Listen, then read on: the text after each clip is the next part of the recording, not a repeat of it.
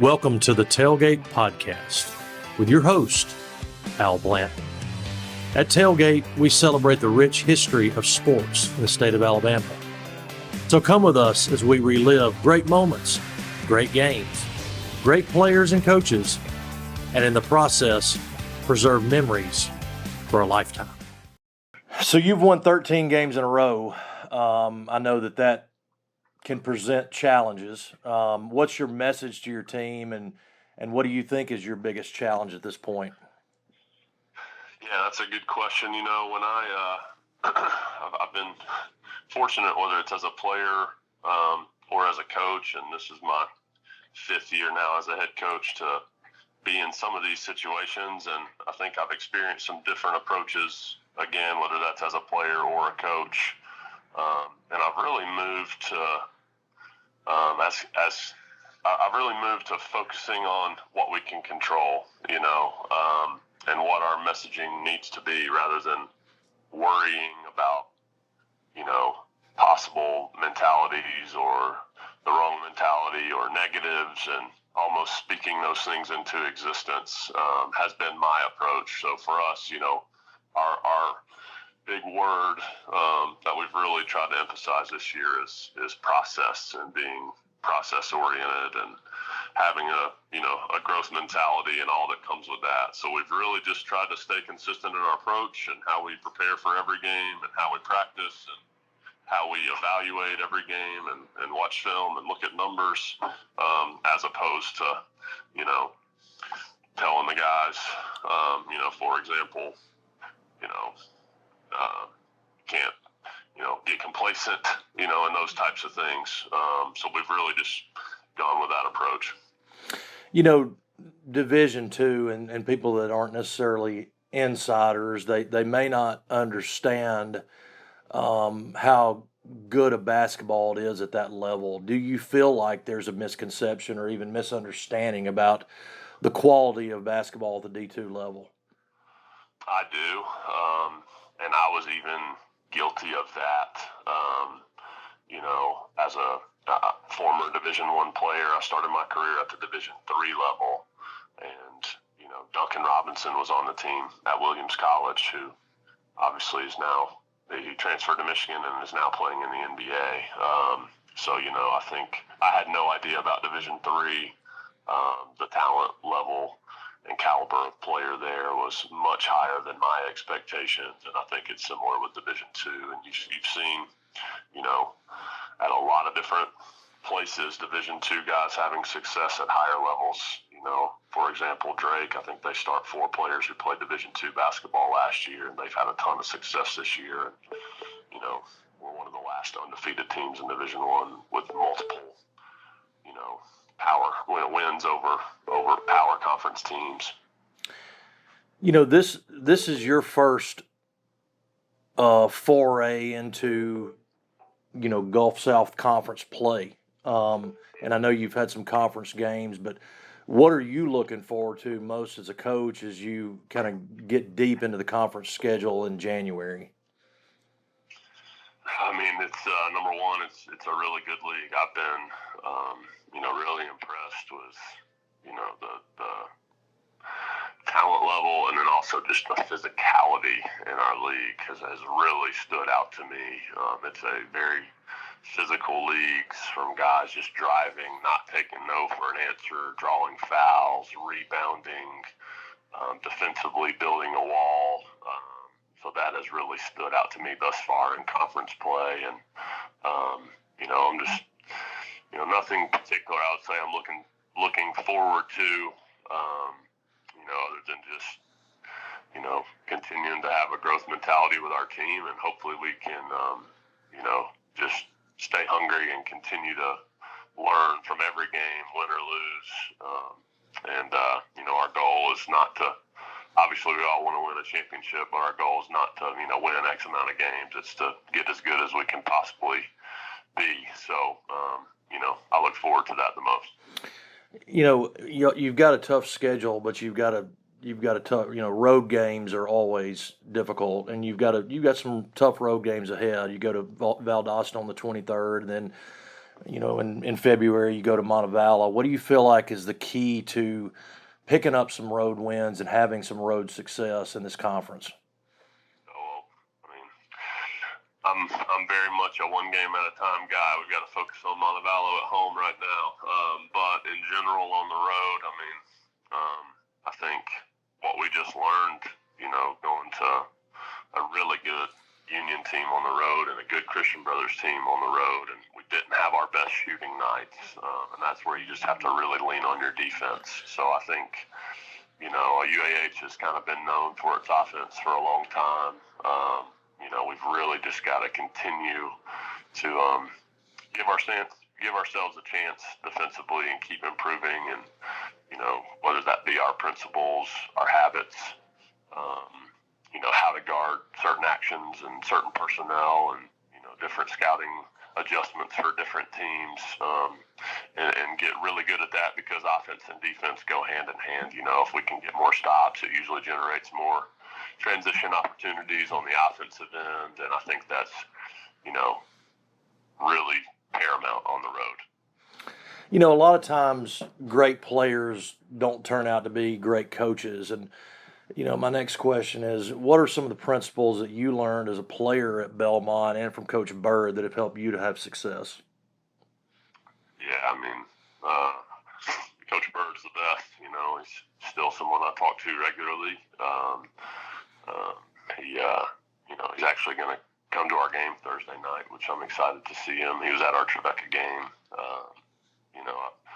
I learned really just, I can't put into words how much I learned from an X's and O's standpoint, playing for him, and really just, I would say, in that regard, how to counteract different defenses. I think that's one of the things that Coach Bird was the best at. I think he realized long before a lot of people the shot selection piece, even before all the analytics now go into that, and shooting threes and layups and all those types of things. He was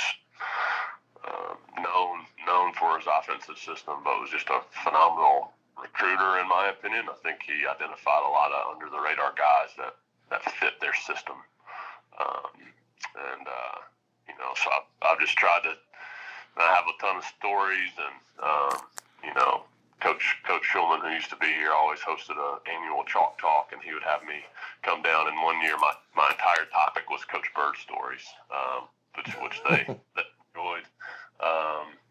So I've just tried to take as many of those nuggets as I can and apply it to our philosophy and my own personal coaching philosophy. Mm-hmm.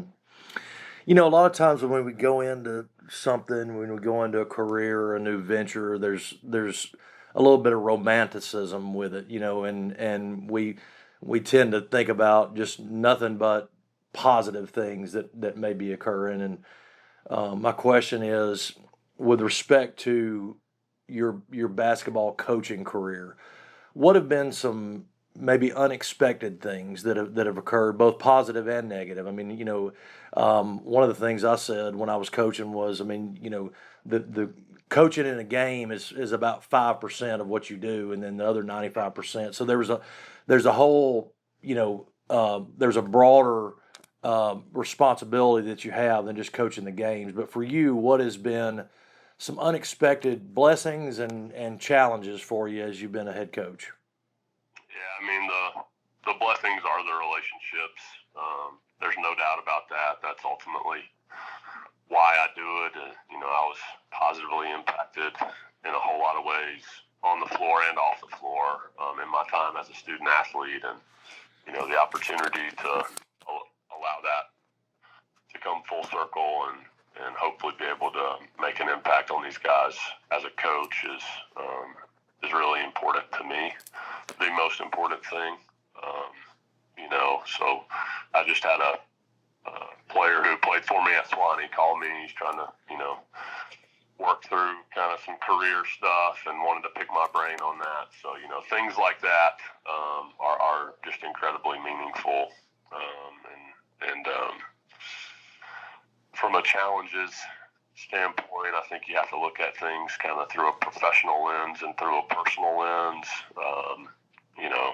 Professionally, there's a lot of challenges that come with being a coach. There's a lot of, you have to have pretty thick skin, I would say. There's going to be a lot of people who would do it different, and they're not always, they're not necessarily wrong. There's a lot of different ways to do this, and you have to just do your homework and decide the best approach, and kind of not let, kind of the old John Wooden saying, not let praise or criticism get to you.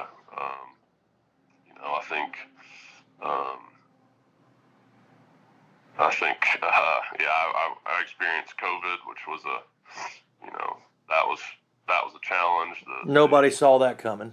Right. Yeah. Right. The ripple effect of that has really changed recruiting, and now transfer rules and COVID years and NIL. And, there's been a lot of unexpected challenges, and the changing landscape of college basketball. And I think it's going to continue to change. So just, navigating that, I heard, some stories of coaches who their spring, they were done with their freshman recruiting class, and it used to be a lot of, really good balance and downtime. And now I feel like we spend all spring trying to fill our rosters. So I think that's a big change. And then just personally, as a father of two children, 2 and under, just the balance of that. It's kind of hard sometimes. You maybe don't feel like you're spending enough time at home or at work, which can be a tough balance to navigate. So your daughters are both under 2? 2.5 and almost 9 months. Wow. Yeah. So you're really having to balance, everything. I mean, you got to go home and be a husband and be a dad and of 2 young children. And, my next question is about recruiting, but I mean, you got to be on the road. Mm-hmm. I mean, how do you balance that? Well, I've got a rock star wife, first of all, who understands, she's from a sports family, and, understands that it's not just my job to coach, but we're a coaching family, and just can't give her enough credit that she embraces that and gets to know the guys and has the guys over for meals and cooks, and, brings our daughters to practice and things along those lines, which are really important. We both have to drink a lot of coffee right now, so that's okay. So it's just it's a full day. I think at some point, she married into it, and it's just who we are and what we do, and we figure it out. But we lost a heartbreaker when I was at Berry a couple years ago, and it's just when I walk in the door, our daughter has no idea if we won or lost. Mm-hmm. It's kind of, you have to really leave that stuff behind you when you go home. Mm-hmm. and be fully present, which is something that I can still improve in a ton. Mm-hmm. Those are some things that I'm learning right now. Yeah, well, I feel that as a magazine publisher, cutting it off and being able to walk in the door and, be present, do what you got to do, as a husband and father. And I think it's a huge challenge for people that are very work minded, and especially coaches. That is, because you wear it, you're constantly thinking about it. So, I want to talk about recruiting. First of all, y'all have got a great city, that provides such an allure for a potential recruit. But what's your pitch to a potential recruit, and then what type of player are you looking for? Yeah, I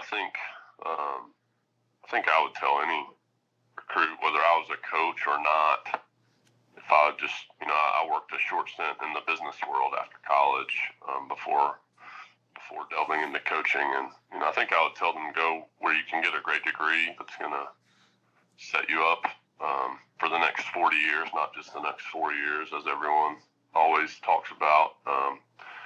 I would personally, I think going somewhere that either you believe, they have a strong belief that they will win, or they have won or had some level of success is important. Somewhere that you feel like at some point in your career you can, earn some playing time or the role that you want. Just because ultimately I think if you can play and you can win, basketball is a lot more fun. And then, lastly and most importantly, I would go where you feel like you fit in with the people. I had 5 former college teammates in my wedding. I think I've been in 7 of theirs. I loved our staff. We all, spent a ton of time together off the floor, and, those lifelong friendships. We all still go on a golf trip every year. That's what it's all about. So I think that we have, an awful lot of that to sell here.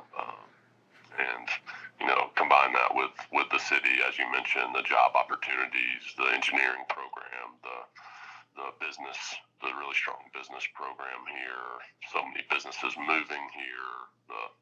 I can pull up a list of our last 10 years of alumni, and it's pretty impressive to see the success they're having in their chosen fields. And, and hopefully we have a style, from a basketball standpoint that is appealing to prospects and their families.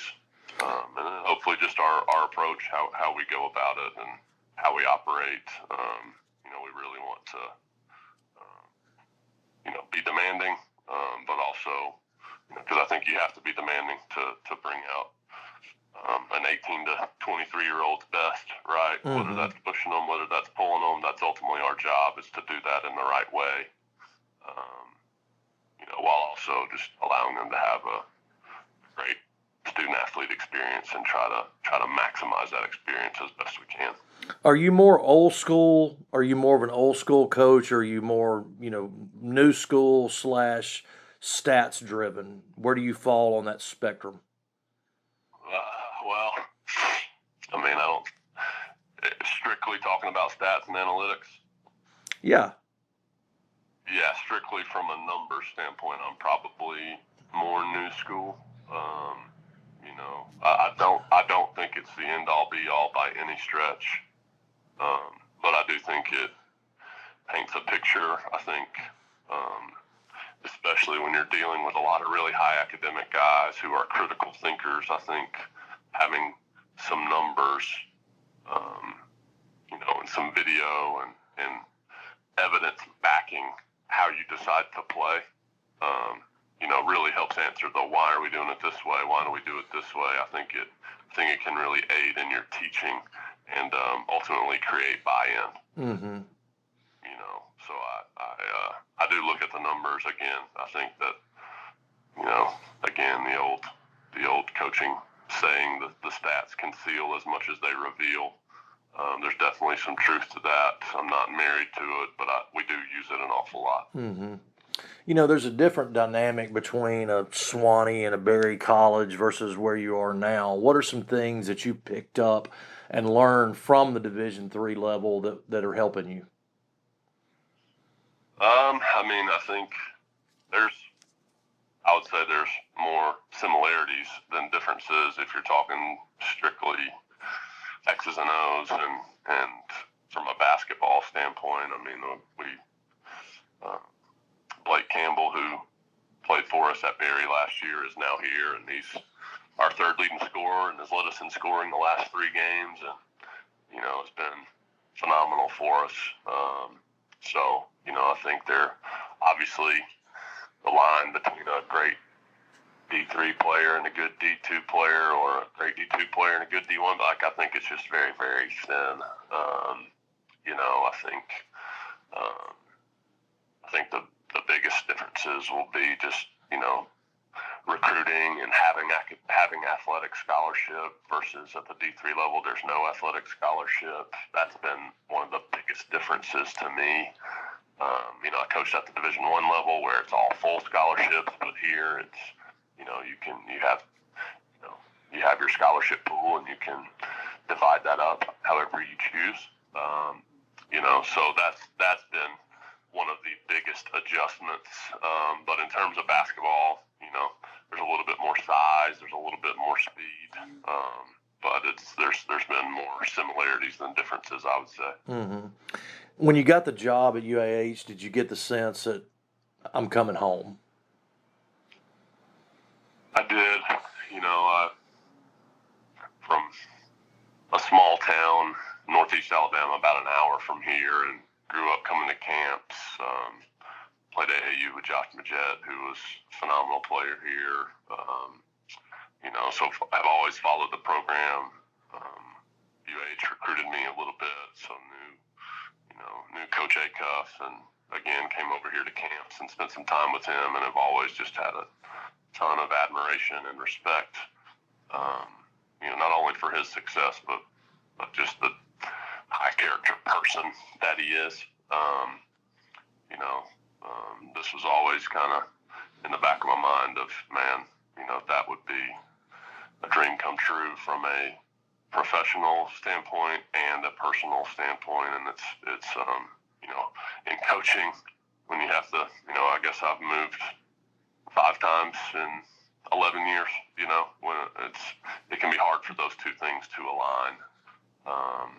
To be able to live in the city of Huntsville and have our family here and be closer to my parents, as we are a growing family, has been, it certainly had the sense of we're coming back to Alabama, close to home. And, I just, every day I walk into the office and into our gym, I feel very, very blessed. Mm-hmm. That's awesome, man. Well, listen, I really appreciate your time, and I wish you guys the very best as you're moving forward in your conference play, and I hope you conclude your first season on a winning note. And I really appreciate you spending some time with us today. Absolutely. Well, I'm glad to do this anytime, and feel free to edit any of that, make me sound a little better grammatically or whatever the case may be. So, once again, I appreciate it, and hope 2025 is off to a good start. Yep. All right. Thanks, Coach. All right. Thank you. Take care. Yeah, man. Yep. Bye-bye. Bye. And that's a wrap. Stay tuned for the next episode of the Talegate Podcast. And in the meantime, connect with us on Facebook, Instagram, Twitter, and TikTok. We'll see you next time.